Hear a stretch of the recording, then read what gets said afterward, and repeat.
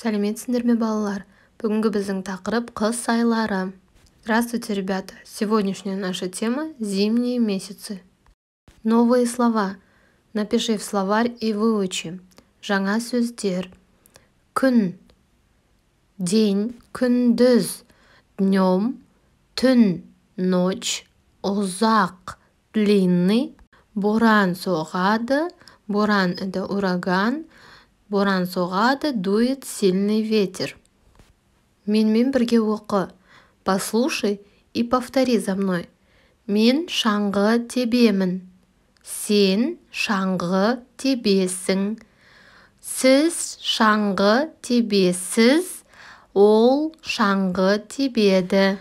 Бұл жіктік жалғауы. Обратите внимание на окончание. А теперь посмотри на картинку и послушай. Суретке қара да тыңда. Қыс айлары желтоқсан, қаңтар, ақпан. Желтоқсан – это декабрь. Қаңтар – январь. Ақпан – это февраль. Қыста күн суық болады. Аяз болады. Боран соғады. Күндіз балалар ойнауға шығады. Аққала жасайды. Шана тебеді. Шаңғы тебеді. Екінші тапсырма мәтінді оқы. Прочитай текст. Қыс айлары желтоқсан, қаңтар, ақпан. Это зимние месяцы.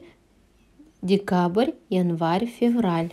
Қыста күн суық болады. Зимой холодно. Қар жауады. Аяз болады. Идет снег и мороз. Боран соғады. Дует сильный ветер. Күндіз балалар қармен ойнайды. Днем дети играют в снежки. Шаңғы, шана тебеді. Катаются на лыжах и на санках. Қыста түн ұзақ, күн қысқа болады. Зимой ночи длинные, а дни становятся короче. Үшінші тапсырма. Қыс айларын тауып, сөйлем құра.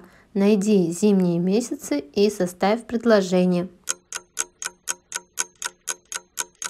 Төртінші тапсырма. Сөздерді мағынасына қарай сәйкестендіріп, сөз тіркесін құра.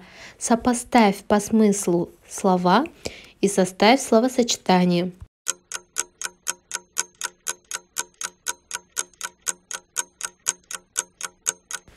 Бесінші тапсырма. Сөздерді пайдаланып, 4 сөйлем құра.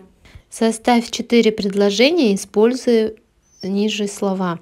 Ребята, запомните, это только пример. Вы должны составить свои предложения.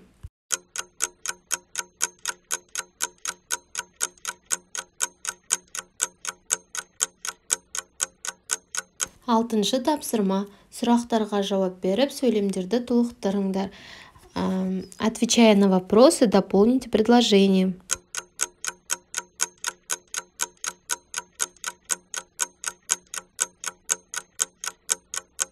Келесі тапсырма. Жұп болып, әр сурет бойынша диалог құрыңдар. По картинкам составьте диалог. Я сейчас вам покажу примерный диалог, а вы составьте свой диалог.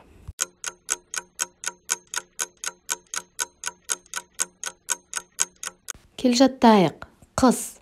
Құлақтарын үсіткен шынықпаған қай бала?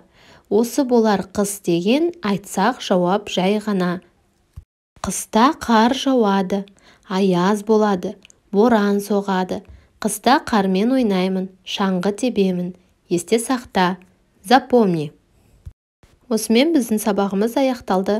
Келесі сабақта кездескенше сау бол. На этом мы закончили урок. Подпишись на канал и поставь лайк.